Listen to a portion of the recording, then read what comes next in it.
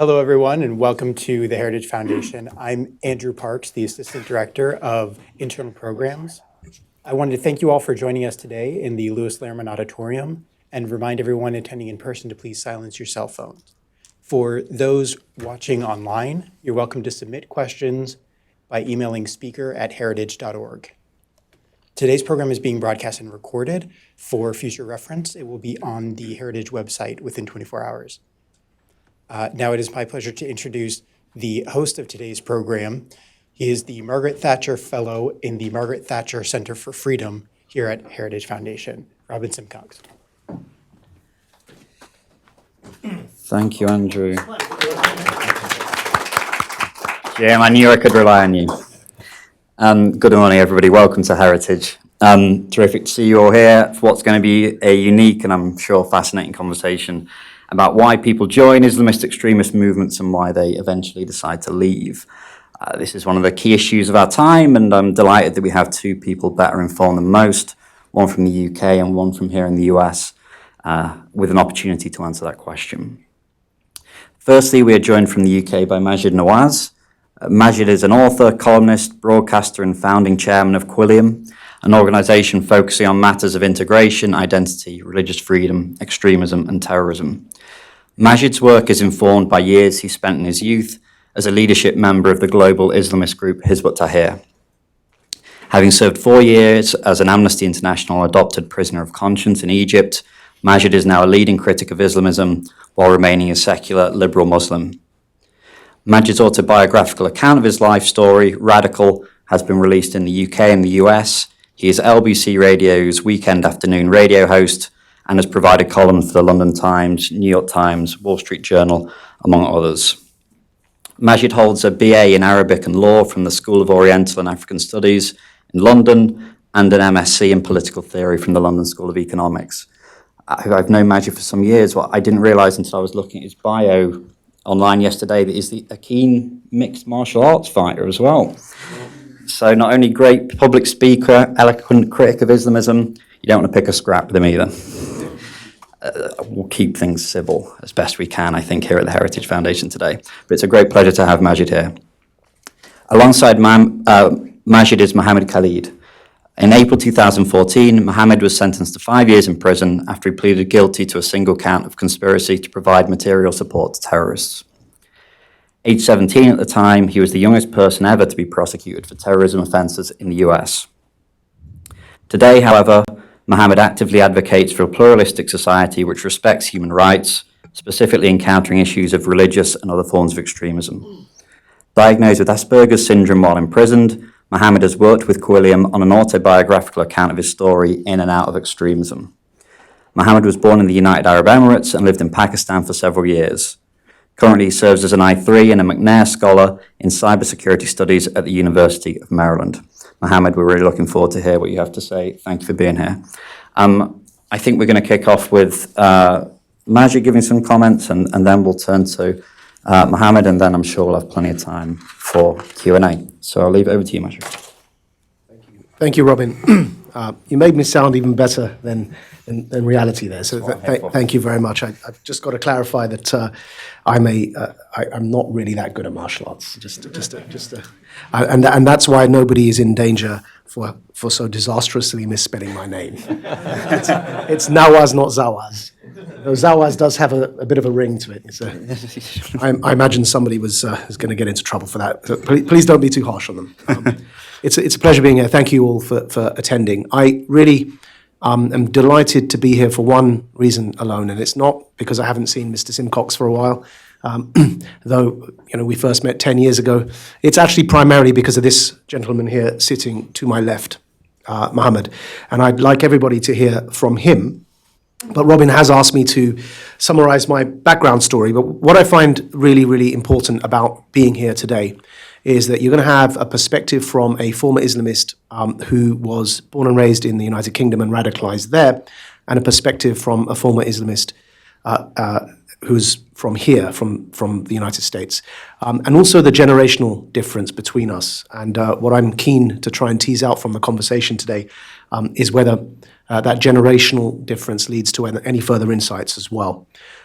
So Robin has asked me just to summarize for you briefly, which I will do very briefly. I apologize, but if you want more detail, there is an autobiography out called Radical that charts my life story, and it's not what I intend to go into too much detail here, but I will say in brief that I joined a global Islamist organization known as Hizb ut-Tahrir in the United Kingdom at the age of 16, and then I spent for the next decade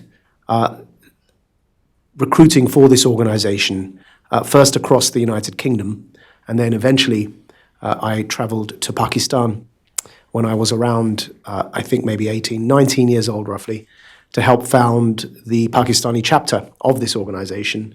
I also traveled to Denmark from London and ended up in Egypt eventually, where I was also recruiting to this organization in the year 2001. The organization was founded in Jerusalem in 1953. It remains legal across the West, including here in the United States. It is not a designated terrorist organization in any Western liberal democracy. I make that point clear because I personally have never been involved in any terrorism in my past. I was involved in what I refer to as Islamism, a revolutionary ideology. Hizb ut-Tahrir's purpose from its inception in 1953 was to found a global caliphate. They are responsible for a number of things, and one of them is repopularizing the romanticized notion of Muslim theocracy, named by them a caliphate, which ultimately led to what we've seen just play out unfortunately, in Iraq and Syria with ISIS. And at a different time, or perhaps even as a question, I could trace for some of you the intellectual lineage from the founder of Hizb ut-Tahrir to the modern day movement for the jihadist movement for a caliphate, the modern day violent jihadist movement. There are some very strong connections in that intellectual heritage, ideological heritage that go all the way back to Hizb ut-Tahrir's founding in 1953. So I was in Egypt in the year 2001. I continued recruiting for this organization. Of course, 9/11 happened. The global security climate shifted. I hadn't yet realized just how much it would shift. My house was raided at around 3, 4 a.m. in Alexandria, where I was at the time with my then 1-year-old eldest son and my then wife. I was blindfolded, had my hands tied behind my back, taken to the headquarters of the state security underground in their dungeon, where we were held for 4 days, and there were hundreds of Egyptians and 4 Brits. Then they began interrogating people, but their definition of interrogation under former President Hosni Mubarak was by electrocution. So they began by torturing numbers in chronological order. So they would start from number 1 and go all the way up. And the rest of us would have to listen to their screams as they were tortured, mainly by being electrocuted on the teeth and the genitalia. They were also beaten. And so, of course, my number, being number 42, I would have to have listened to 41 people go before me. For reasons I still do not fully understand till this day, and it's not because of my British citizenship, because they tortured another British citizen before me, but for reasons I don't fully understand, when my number was called and I had to walk to my interrogator, he gave me a further 12 hours before he would torture me. And it was in that brief period on the 4th day, while I had this 12-hour extension to tell him the truth, as he insisted on, because the only answer I was giving up until that point was my name and my citizenship and my affiliation to Hizb ut-Tahrir in Britain, which I was admitting to in the dungeon. But he gave me 12 hours to explain to him everything I was doing in Egypt, and in that window, the British embassy finally managed to make contact, which they're obliged to do within 48 hours. But the Egyptians weren't responding. It took 4 days. They finally managed to make contact, and we were then moved from the torture dungeons of the state security and moved into solitary confinement in a prison known as Mazra'at Tora prison. I was held in solitary confinement for 4 months in a bare concrete cell until we were eventually charged. I have memorized the charge. All these years later, it's still in my head. It's been, I think I was released in 2006, but in 2004, 2 years into us being held, We were eventually convicted. Now, the charge was ترويج بالقول والكتابة لجماعات غير مشروع, which means propagating by speech and writing for a non-licensed organization. Hizb ut-Tahrir is not even prescribed or designated as a terrorist organization in Egypt. So what they charged us with was speech and literature. When we were eventually convicted, this is why Amnesty International was able to adopt us as prisoners of conscience, because Amnesty has a very strict policy. And that policy is that even if there is a dictatorial regime that makes the mere accusation of violence, they will not come near you with the prisoner of conscience designation, because they want that designation to remain above suspicion. And so the reason they were able to adopt us as prisoners of conscience is because that we weren't even accused of violence, let alone convicted of it.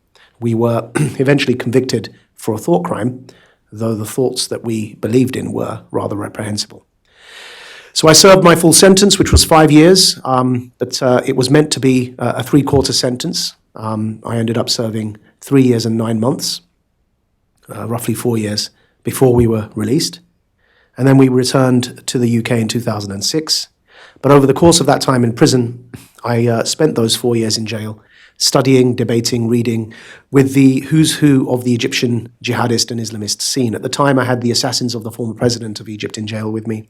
I had the leader of the Muslim Brotherhood, Dr. Mohammed al-Badi', who's currently the leader of the Muslim Brotherhood. He was in jail with me, and the leadership circle of the Ikhwan, the Muslim Brotherhood, as well as the leaders of Jama'a al-Islamiyya, which was Egypt's largest terrorist organization. And their founder was in jail in the same prison, Mazra'at Tora. And I spent the next 4 years debating with these jihadists and Islamists. Some of them had changed their minds. In particular, I remember the assassins of Sadat, who had come to regret their role in that killing of the president of Egypt when he made peace with Israel. And those debates and those conversations, I like to say they turned who was a very young, hot-headed radical at the age of 24. Upon my release at the age of 28, I grew and matured, and my understanding developed to a point where I could no longer sustain the deception that is the theocratic Islamist ideology.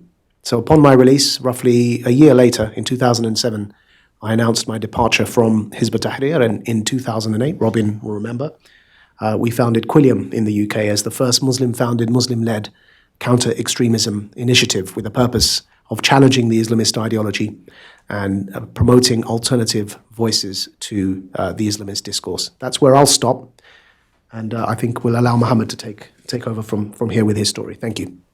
Thank you, Maajid, and Mohammed, please. Sure. Thank you. Good morning, everyone. Thank you for being here. This is actually my first sitting down engagement with Maajid Nawaz, so I'm actually very honored to be here. I've been working with Quilliam for the past year, and Dr. Mohammed would just would like to acknowledge his support throughout this process, as well as Mr. Harz Rafiq here, who's the leads Quilliam in UK. So my story, as you've heard, is actually, or you may have read about it, I was, as described, the youngest person in the United States to be convicted of terrorism-related charges back in 2014 when I was convicted.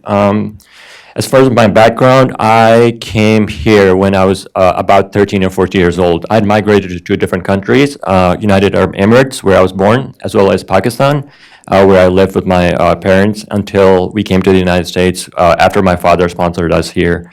I think the biggest thing that I remember was a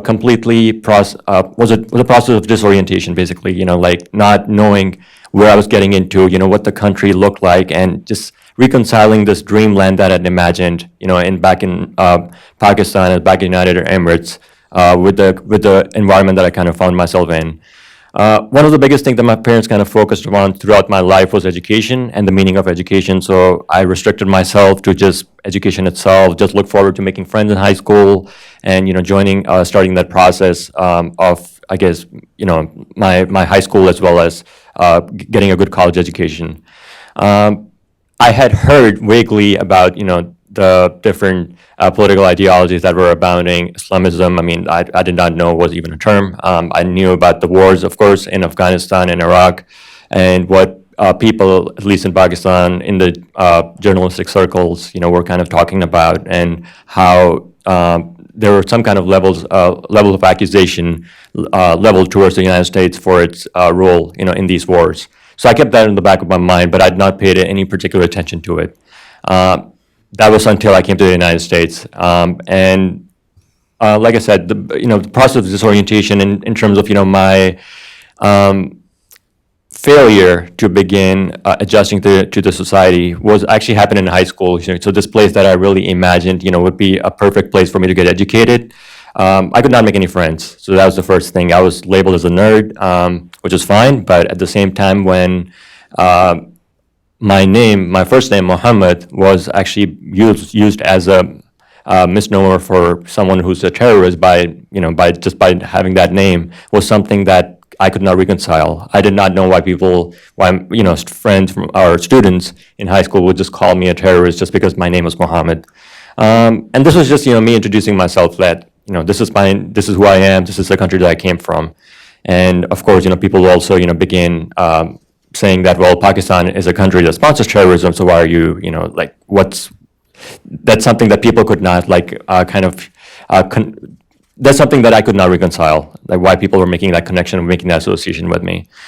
So I kept that in the back of my mind. I did not talk to anyone about these problems. I just internalized it. I was confused, of course, because coming to the United States was actually an end-all for us. My father had been sponsoring us to come to the United States, and it was like, I was really looking forward to being together with my father as one whole family unit. My siblings were doing relatively well in high school. They were not facing the same kind of issues that I was facing, and I did not even talk to my own family about these kind of taunts and bullying that I became subjected to from the very beginning.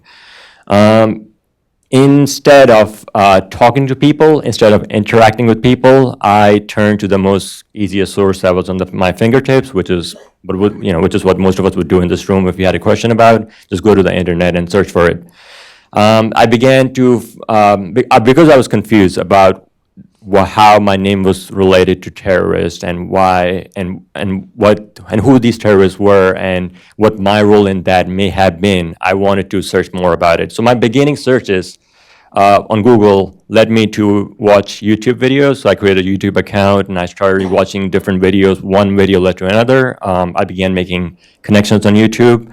And this is, on YouTube is where I actually got connected to extremists, Islamist extremists, from the very beginning. That is where my co-conspirator in my case, Colleen LaRose, was present, and she connected me to other other extremists on YouTube, and I began to just absorb the material. So again, one YouTube video led to another YouTube video. I would spend most of my time after coming back from school, quiet in school, but online, I would just try to absorb as much material as I could. I saw different videos that portrayed the U.S. and the West in general in a negative light, by depicting bombings and wars and children being killed, and everything else that I had vaguely seen in when I was in Pakistan, in the media. One of the biggest, and going back to Pakistan, one of the biggest things that I do remember was the image of the Twin Towers when they were falling down, and I cannot forget one of the comment from one of the media commentators was like, well, maybe they had it coming. This is when it began to kind of make sense to me that, well, maybe because what's happening to me is reflective of a wider ideology that I'm not aware of. So I wanted to get to know that ideology. I wanted to talk to the groups. I wanted to talk to people behind that. So eventually, I was introduced to extremist forums, online extremist forums. These were beginning forums like Ansar al-Mujahideen, Dawn of the Ummah, so all these different beginning forums that are very popular these days, but of course, a lot of extremists have kind of splintered from that point on. ISIS was still known as ISIS was still known by their Al-Furqan media, and they were still muted presence within the group, but definitely known as one of the most, fearsome and one of the most vigilant groups that were present in extremist circles. So I connected with these extremist groups. I was invited to password protected forums and began working with other extremists and just communicating at first about my life, So I would just spend the same amount of time that most of us would work, in a week, about 40 hours a week. I would just spend online talking to these people whom I considered my closest friends. Not only that, but more than that, as brothers and sisters. I would confide in them. And the more I confided in them, the more separated and secluded I became from my own family. My family could not figure out what was wrong with me. They did not know what was happening because I kept it very well hidden from them. Eventually, my activities and my communication online attracted the attention of the FBI. I did not know how serious it was to get involved with the FBI, but the agents paid multiple visits to my house. I was taken to different places, and especially their field office, just to have a chat and interview. Those interviews kind of consisted of me explaining about different transcripts that they had and different information about other extremists who were present online. I was asked to identify those people and identify the posts and everything else. Again, I was still very much absorbed in the Islamist ideology, so I did not really give the agents complete and accurate information. I thought it was a tug of war that sometimes, it's just something that I had to kind of, keep it on the back of my mind, but also still partake in Islamist ideology online, because that's where my true loyalties at least lied. Eventually, FBI did tell me to stop going online, but I was stubborn. I did not want to listen to them because I still considered them as part of the other, in that us versus them world that was beginning to make more sense to me. I just kept on going online, kept on partaking in different communication with extremist media outlets, and eventually I was also a part of translating extremist videos from different media groups, especially Al-Qaeda and As-Sahab, translating those videos from Urdu to English language, so that way those videos could reach a more wider, broader Western English-speaking audience. So eventually, at the age of, this was when I was about 15 or 16 years old. It was a very, tumultuous moment in my life, but at the same time, it was also very sensible to me personally at that time, because this was exactly what made sense, and this is exactly what kind of reconciled with my own life. When I was about 17 years old, a month before I was about to get into Johns Hopkins University, I was arrested in my parents' house. I was taken to a juvenile detention center and tried as an adult in the Bureau of Prisons custody, where I served about 5 years in federal prison. After that, I was taken into immigration custody, where after a long and protracted legal fight last year, I was able to get my U.S. citizenship. And here I am now. So it's been about a little over 2 years since I was in ICE custody, in federal custody, civil and criminal, and slowly, reestablishing and reacquainting myself to life, behind after I came out from bars. But the main point, right? What kind of led me to make the change? What kind of led me to be before you guys and explain about my journey? Believe it or not, it was as simple as seeing people as human beings, right? So a lot of times in high school, where I did not want to socialize and interact with people, where people just threw accusations and taunts at me, and no one wanted to speak to me, and I did not want to speak to people. In prison, especially in the juvenile detention center where I was first taken, the juvenile correctional counselors or the correctional officers in the juvenile custody were the ones who kind of pulled me out of my cell, and they wanted to just know more about my life. This is something that I'd not been exposed to. This is something that hadn't happened to me while I was in high school, or in American society in general. And for people, and of course, they may have been just being a little bit curious about my journey, about what led me to be in juvenile custody, in federal custody, but at the same time, they wanted to understand what drove me to what I did. They had already found out about my charges, and they wanted to kind of understand me a little bit more. So because I was not willing to speak, they explained about their struggles, they explained about their dreams, about their journeys, and so began a process of humanization, a process, in which I was able to finally relate to these people whom I had otherized, and under the umbrella of Islamist ideology, and whom I finally, at least in the beginning step, began to see as human beings. And slowly, but surely, I began to communicate. I found out right before my sentencing that I had Asperger's syndrome. I was also diagnosed with depression and anxiety. prior to that. So that kind of helped me know, my place in the world. That kind of helped me know why I was partaking in a lot of actions and a lot of like social awkwardness that happens to be part of my condition. But this slow process of humanization, this slow process of like just talking with other people, and just like knowing their perspective and them telling me about their lives allowed me to open up, and allowed me to finally talk about my grievances, about my frustrations, about why I felt secluded and isolated in high school. And for the first time in my life, I had memorized a few chapters of the Quran in Arabic in Pakistan, but I'd never really read the English translation. But the officials, correctional officers in the juvenile facility actually encouraged me to pick up the Quran and read it from front to back. And that's exactly what I did. And that kind of at least influenced a lot of my thoughts and a lot of my spiritualness that still remains a part of me today. And of course, I reached out to Kuliam too at that time, because one of the things that you do have in prison is a lot of time to reflect on things. And I was listening to a BBC podcast, and that's where I found out about Maajid's journey in and out of extremism. And I just reached out to the organization, and and we were finally able to connect, after my sentence was served. But that's, in a nutshell, that's my journey, out and in of extremism. Again, the biggest takeaway from it was the humanization aspect. That's something that I denied myself and I denied other people, but hopefully that was resolved while I was in prison.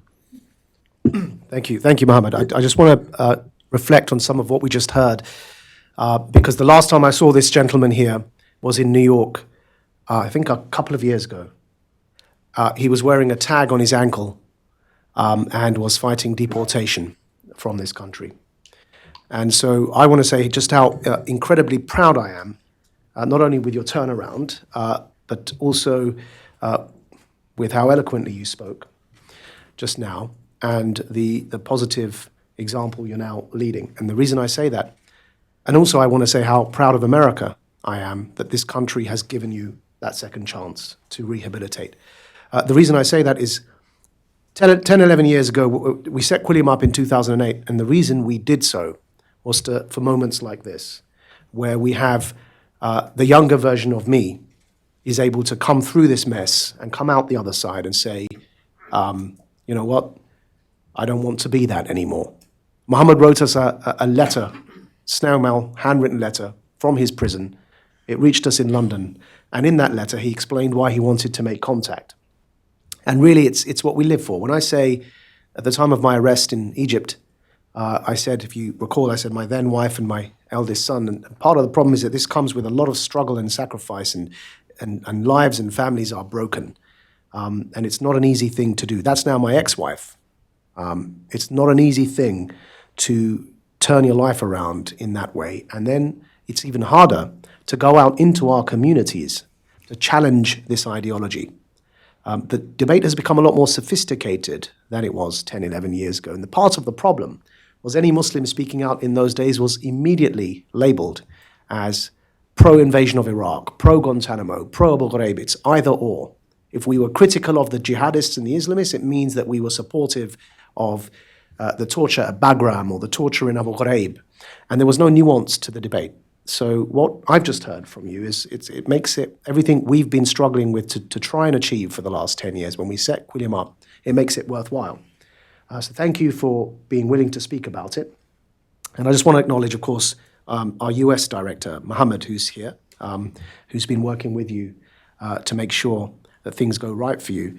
And I want to make a public commitment to you here now on this stage that we won't abandon you. We'll make sure that beyond your studies, that there will be a place for you to work with us and to continue working with us and to lead by example so that you can continue perhaps even impacting other people that may find themselves in your position.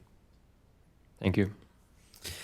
Well, thank you. Thank you to you both. I mean, there's obviously an awful lot there to reflect upon from two, I think, pretty searing and insightful set of comments.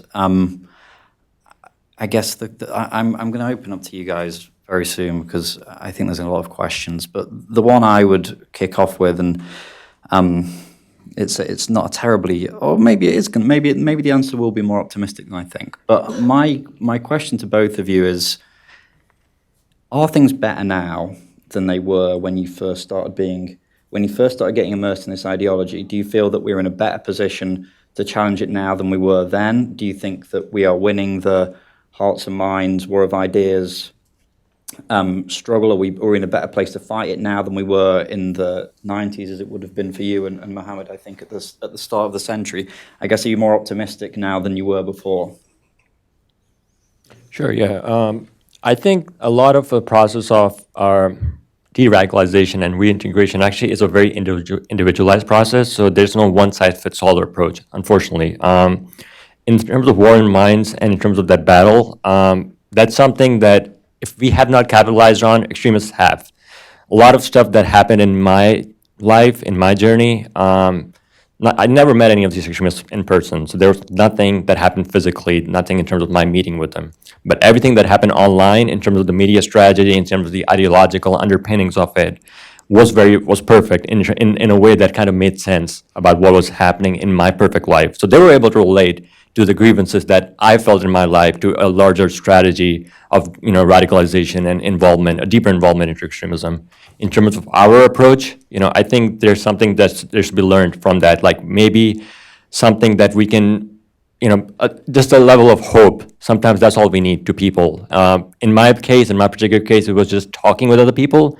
So maybe if we just begin to I know it sounds grandiose or whatever, but sometimes if you just talk to someone who's going through some things, or who may be going through some things, if they're a recluse, it makes a difference. I mean, it made a difference in my life, so much so that I was able to disavow my previous beliefs that held a very, very strong pull for me.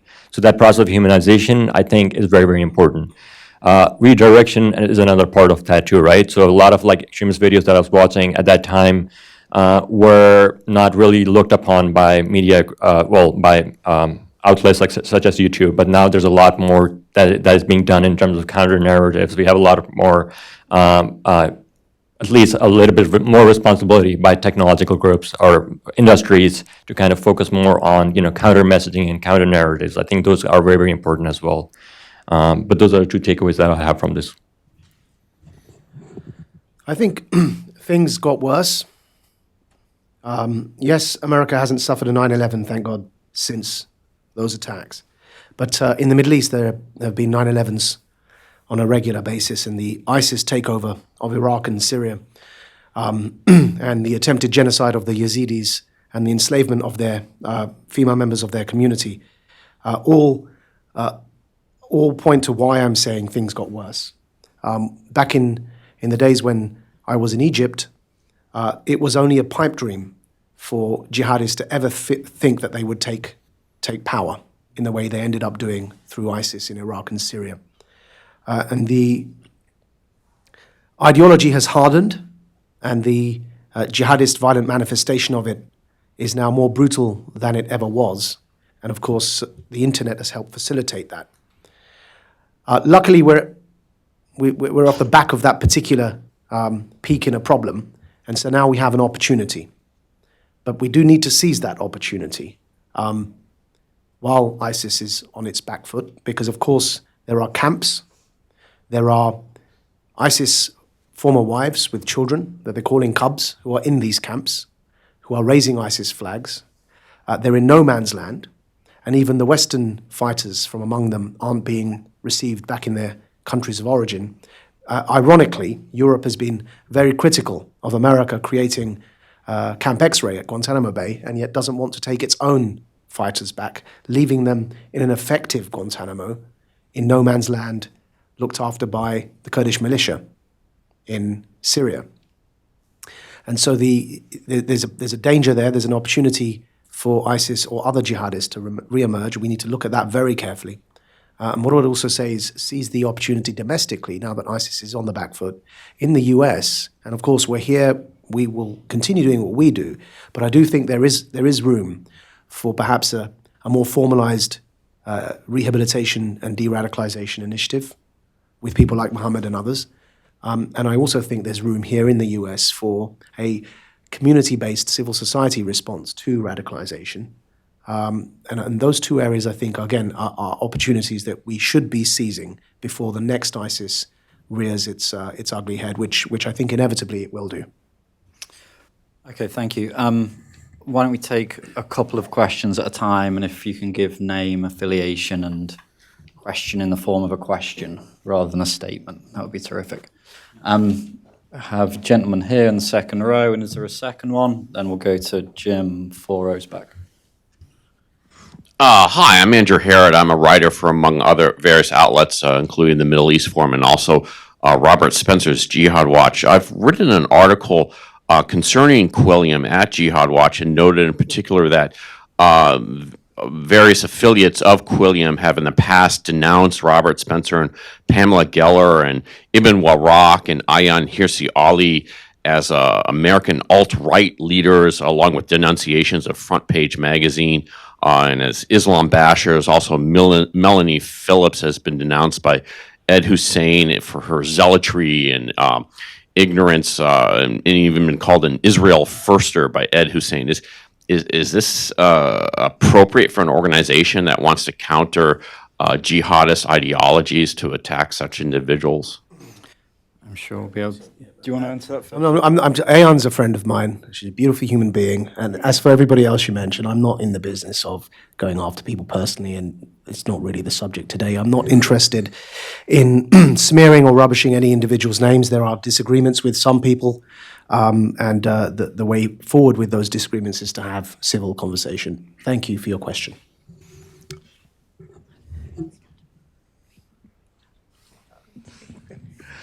I wanted to talk a little bit about the cultural angle. I was interested when Robin introduced you. I'm Jim Hansen from Security Studies Group. Robin introduced you as a liberal, secular Muslim. That's interesting. I mean, obviously, we're dealing with Islamists who have the requirement that Islam dominate and rule every aspect of life. You're looking at a way then, how do you maintain your Muslim identity if you're in a situation where you're in a liberal culture, you're in a free Western society, but you're still a Muslim?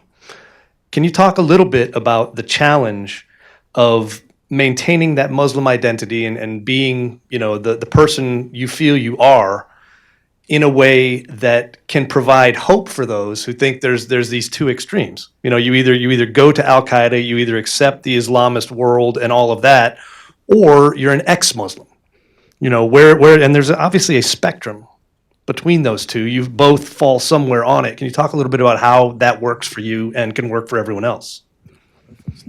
Sure. So for me, I'm still a Muslim, and a lot of understanding of the religion was not for me until after I was in prison. So a lot of texts that I read, for me, were just picked and chose. There was cherry picking that I personally was part of in terms of media strategy that I was partaking in online. But I definitely did tend to be more spiritual in a sense, like after coming out of bars. So instead of just being just following that same us and versus them black and white mentality, I guess I found the world much more colorful after I began to connect with people of different faiths and different religions. As something that as more than just like a group, as more than just Christians and Jews, but as fellow human beings. And for me, in a sense, that's exactly what Islam does preach, and that's the true, quote unquote, interpretation of the religion. That we have to have in the religious circles. Cultural aspects of it. I mean, I see a lot of my friends actually, struggling to reconcile that, with the society that they find themselves in. I mean, they want to be partake of this American culture. At the same time, they want to hold on to a Muslim identity that, unfortunately, sometimes is just, I guess, just clashed together with a whole bunch of traditions and outdated traditions that should not be part of that. So I think moving forward, a lot of people individually have to decide in terms of how they want to interpret the religion, instead of letting religion be this one size fits all approach that can just lead us to everything. So it's a lot of individualism that's involved in that.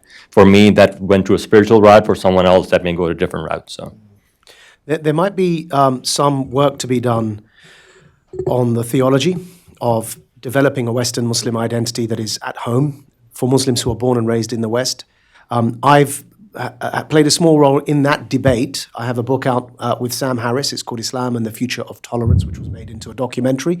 It's an attempt to try and kickstart that kind of conversation, though I openly say that though I know theology very well, I'm not a theologian, I'm not an imam, and it's mainly for the imams themselves to be initiating this conversation. But there is hope here in the United States, because of course, I mentioned Muhammad earlier, not that he's an imam either, but he's been working with a network of mosques, Masjid Muhammad, a network of 300 or so mosques. Now, the interesting thing with their experience is what you have here in the US, we do not have in Europe. You have generations going back to the history of the US as a country of Muslims who are American Muslims from the African American community. And it's often a big shame. I grew up revering Malcolm X in my teenage years, and it's a big shame that actually the far left of today and the socialists remember Malcolm X for the period before he changed, and not from when he changed and for why he was killed. The man went on pilgrimage, he came back and he said that he considered his past views and his past self as a zombie, and zombie is the word he used, a walking dead man who had racist views. And the change, if he had been given the time to live, we would remember him today, I believe, like we remember Martin Luther King, because he turned his life around from the radical views he used to hold. The reason I mention that is that there are a bunch of Muslims who left the Farrakhan movement, what's known as the Nation of Islam, a racist movement, and they left with him. But they remain and they are alive, even though Malcolm X was killed. And that heritage of African American Muslims who are as American as apple pie, and they are here, that heritage needs to be tapped into because they have lived through that experience of reconciling their Muslim identity with their American identities. We don't have that in Europe, because in Europe, and this is something that American ears find strange to hear, so I'll remind our American friends here, in Europe, my father came as an immigrant to the United Kingdom. That was the first generation of Muslims, and Britain, where I'm from, has some of the oldest patterns of migration. The rest of Europe is even younger than that. So we are literally, I am second generation. My father was an immigrant. So if you go back to the New York experience with Italian immigrants and Irish immigrants and how long it took for that to be reconciled with the various factions that were having difficulty with each other and some of the organized crime around that. We're at that stage in Europe at the moment with Muslim presence. It's new. It's only just arrived in Europe. And that's why there is this huge tension. Call it integration, call it assimilation. I prefer the word integration. But how to do that, we're fumbling our way through it. But I do believe we can learn a lot from the African American Muslim experience here in the US. Last thing I'll say, you mentioned ex-Muslims. We as Muslims, one of the most important things, and our friend here earlier mentioned Ayaan Hirsi Ali, one of the most important things we as Muslims have a responsibility to do is to open up that space that if Muslims do want to leave their faith, if they do want to explore other faith traditions or none, we have to protect them and their right to do so, because within our communities, still that's a big taboo, and they are discriminated against. Perhaps the most vulnerable group among vulnerable groups in society are ex-Muslims. I know my friend here at the back there, Faisal Mutar, who just got his American citizenship. Congratulations, Faisal.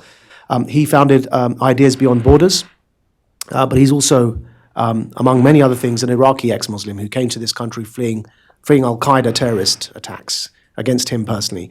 One of the things we as Muslims have to do is open up this debate around freedom of religion, which is part of the integration process, so that we can accommodate views such as Ayaan Hirsi Ali's, Faisal, and others who have left the religion, yet still want to be engaged in this conversation.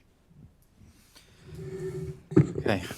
Got a gentleman here, second row. We'll do three, right? So we'll do there, and then if we could go to the back, and there's someone on the front row as well, so we'll do three.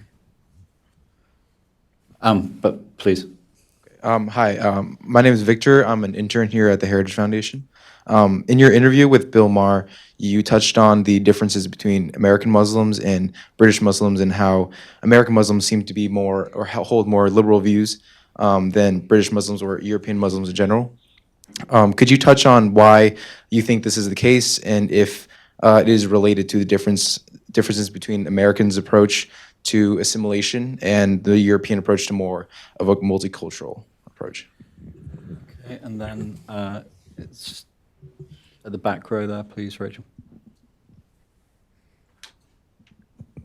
Hi, my name is David Cranberg. I'm here representing Faith Counts. We're a nonprofit dedicated to sharing positive stories about faith. And this question is more for Mohammed, but Maajid, you can also answer as well. I know you talked about just this humanization as being a big part of your turnaround, but I'm more interested in hearing more about your spirituality and how that led to this eventual turnaround. Okay, and then final question. Hi, Mohammed. You spoke of your radicalization being almost entirely online. Was there any offline component to it? Was there any local mosque imam or group?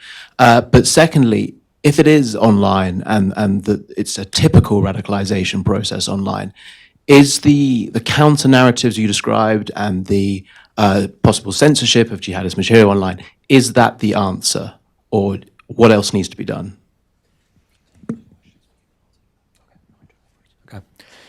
So for the spirituality part, a lot of times I think we have a tendency just to look at religious texts themselves and just kind of like take, again, most of the extremists would kind of do this, right? Just cherry pick the verses that are kind of like violent and just kind of dogmatically follow that because they tend to answer some kind of extreme that's happening in their lives.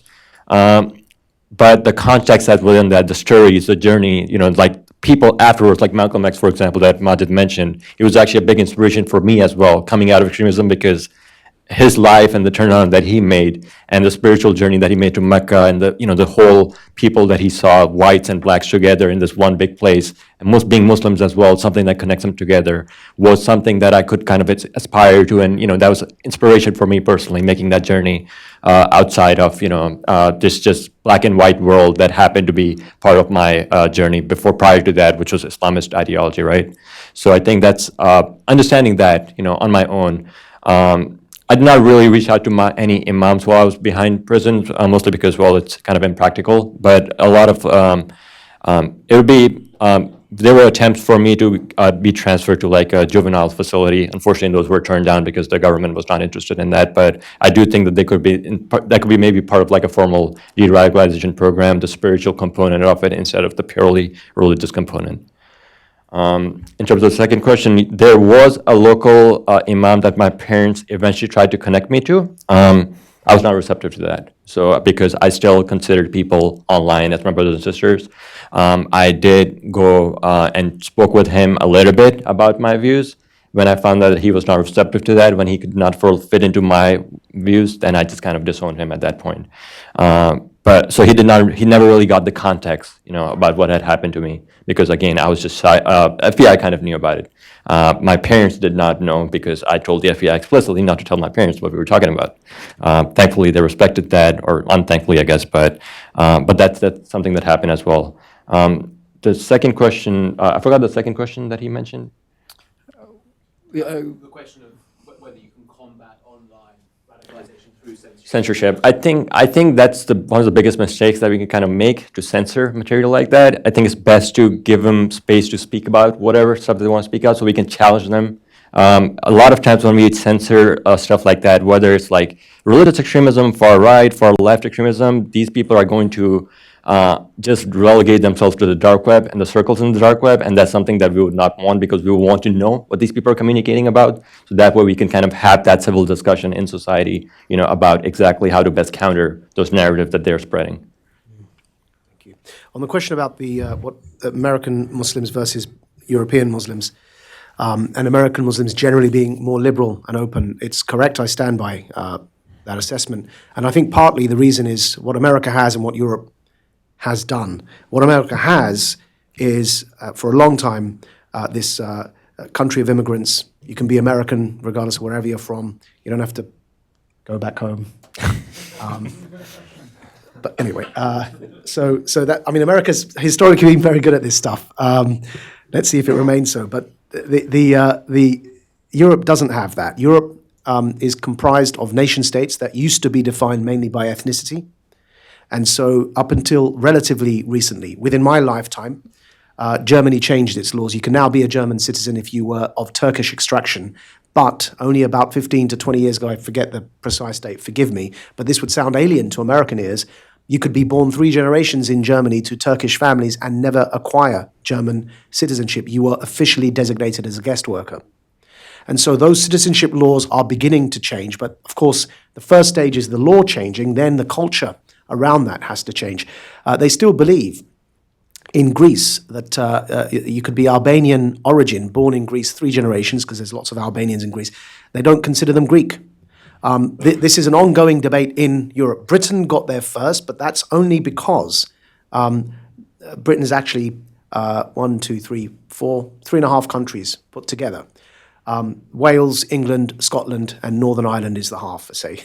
But that's we had troubles there. But the tag British was to capture all of that, regardless of which country you're from. And so we have this very American-like phrase, British, which allowed for Britain to be slightly further ahead than Europe in being able to work with some of this in terms of citizenship. I think the second reason, apart from the nature of nation states and ethnicity in Europe struggling with that conversation till this day, today, and some of the rise in populist movements in Europe are a direct reaction to that debate, that ongoing debate. The second reason, of course, is the colonial history. European countries' Muslim populations largely hail from where their colonies used to exist. So in the United Kingdom, it's mainly South Asian Muslims, India, Pakistan, and Bangladesh. In France, mainly North African, and so on and so forth. The exception is Germany, because of course Turks were never colonized. So we have that's okay. We have a competing speaker there. But the Ottoman Caliphate was destroyed in Turkey. Is that your ringer? Isn't it? So anyway, that's it. I'll stop there and say that the history of colonialism has led to a more adversarial relationship between Muslims in Europe and the countries they find themselves in. And of course, America didn't have that history of colonialism. Mohammed, can I just quickly come back and ask for a clarification on one of the points? I think it's an interesting, this question about censorship is a very topical one, I think, and the regulation of content online. Because you're describing your journey into Islamism as an ideology has been almost exclusively online. And yet you're also saying that you think it's important that we don't censor those conversations because it will drive people further underground. Do you then think that the removal of content, ISIS propaganda videos, I mean, if, for example, those are, or the Al-Qaeda equivalents back before ISIS arose, perhaps you wouldn't have got involved in extremism. I mean, would you say that, or would you say that you would have found another path in? Could you try and tease out some of those? Sure, yeah. I do think, versus our videos that directly advocate for violence and that, are telling people to go out and actually partake in violence, those should be removed. And there's no doubt about that. In terms of censorship, I meant the communication, the narratives that these groups are kind of, expounding upon. A lot of times we need to, I think that we are just in this mindset that if we just kind of mute those conversations or if we just relegate them to the dark web, they're just going to stay there. But a lot of times these people are just going to find another way, another outlet to kind of express their views. For me, when I was involved in that, it was in the dark web for sure. It was in password protected extremist forums. Our job was, as someone who's translating those videos, my job was to kind of propagate those videos, and these were videos that were inspiring people. So it's to terrorism. I do think we need to have counter narrative to that, but completely muting that conversation, like completely taking them out of the context, I think maybe doing a disservice to the the de-radicalization efforts and the fighting efforts against extremism, if that makes sense. I see. Okay. Do you have any more? Got 2. So let's go front row here, and then we'll go second row. That side, please. Hi.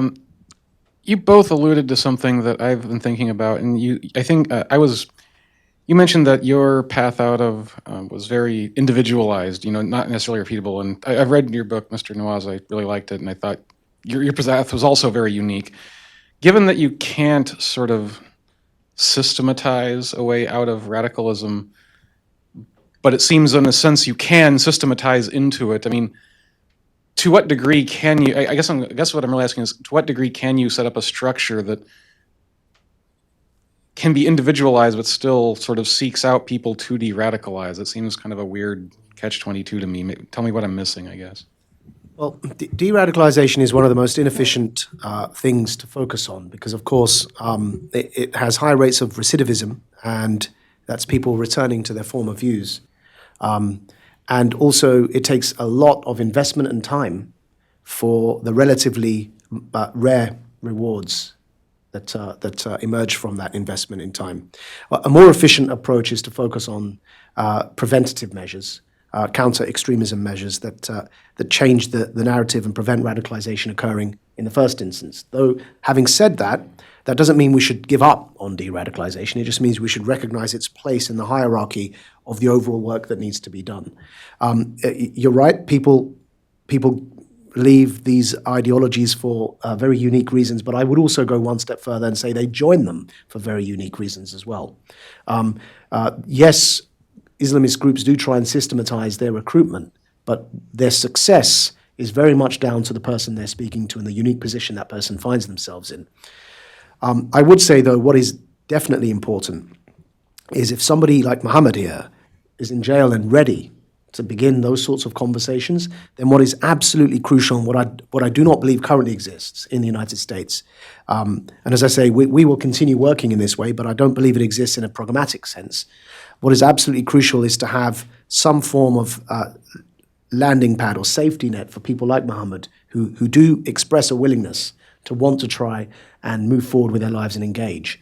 And I think that actually, of course, as we learned from the former USSR, some of the most impactful and experienced voices against any given ideology are those who used to subscribe to it and know the theory inside out. And not only because they make great counter-narratives to those who are seeking to recruit, but also because some of the work that's required, with a question earlier there about integration, some of the work is going to require refuting Islamist and jihadist ideology and providing ways forward in terms of theologically for the Muslim American presence in the United States. I would definitely, to add on to that, I would definitely second the fact that you have to have like people from the former extremist space, like people like me, for example, and like Maajid, who have actually gone through the process, be some part of, like, I think has to be some part of the process of reevaluation program, because at least I did understand that structure, at least I understood that kind of mindset, that thinking. For a lot of people who are coming out and who are making that change, and transitioning back to society and changing their views, I think a lot of times there's that uncertainty about what to do. And I think going through that process, and in my case, thankfully, successfully reintegrating back to the American society, I think definitely provides some important perspectives in that, because I do believe that each one of us is more than the worst thing that we have ever done. So. Hi, thanks for the great panel. My name's Bo. I'm coming from Senator Shaheen's office. And I'm curious, in the context of the pretty divisive rhetoric coming from top political figures across Europe and the US, you referenced some of it just recently. It seems to feed directly into the narrative of the other against us that you're mentioning, Mohammed. I'm wondering how Quilliam thinks about countering that narrative and how other politicians across the US and Europe can effectively and responsibly do so. There is a big concern. 10, 11 years ago, so 2008, however long ago that was, when we set Quilliam up, if you had said, and Robin, you remember this, but if you had said you were worried about far-right extremism, people would think you're crazy because it was nowhere on the scene, and we had felt that we had pretty much obliterated any sympathies for that kind of ideology. Of course, we were very sensitive to far-left ideology and their flirtation with Islamists and their long-term betrayal of Enlightenment values, which they've ditched, instead favoring Islamist fellow travelers to Islamist ideology. So we were aware of that dynamic, but of late, of course, this other element has reared its head, which is far-right populist ideology as well. I mean, it's just crazy if you think about, just yesterday, there was a raid on a house in Italy, and this is not a joke, there's no punchline, this is actually true. There was a raid in a house in Italy on a far-right extremist group, and they found an air-to-air missile that was owned by these far-right extremists. God knows it. I mean, it's huge. I don't know, they had it in their house. an air-to-air missile, and the AP reported this. So something funny is going on, right? And we call it the symbiotic relationship that these extremist groups have with each other, which you've touched on, and how they justify each other's existence by referring. So I need to be an Islamist because, look, the West hates me, and then they point to somebody that may not even represent the West but has said something hateful. And so on and so forth. They each do it. In the United Kingdom, for example, Europe's largest far-right street protest movement used to be known as the EDL, the English Defence League, until I helped its founder and leader leave that organization. But the EDL was founded in Luton, which was also the base of many, many al-Muhajirun jihadist protests and activities, where, especially in Wootton Bassett, where returning soldiers would come back from tours, and these Muslim jihadists would be spitting at them and holding up placards calling for their beheadings. And in reaction to that, the EDL was formed. So that these groups feed into each other and justify their existence by each other. So now when we're discussing radicalization, we can identify certain key elements that exist in all of these, what I call the triple threat, the far left, the far right, and the Islamists. There are certain key elements that exist in all of them. And so though the process of radicalization is unique to each individual, there are certain factors that actually need to exist as a prerequisite. There would need to be a sense of grievance, whether real or perceived. There would need to be an identity crisis. There would need to be a charismatic figure that is looked up to for recruitment purposes. And there would need to be an ideology or a narrative. And those four factors are pretty much present in all three forms of radicalization that we've just touched on. Well, I think that's all we've got time for. It's easy to get despondent when we deal with these kind of issues to do with Islamism, extremism and terrorism, but I think we've seen two wonderful advocates on the panel today about what life can look like after those movements, and I think two beacons of hope for the future. So thank you both for being here today, and if the rest of you could thank them as well, please.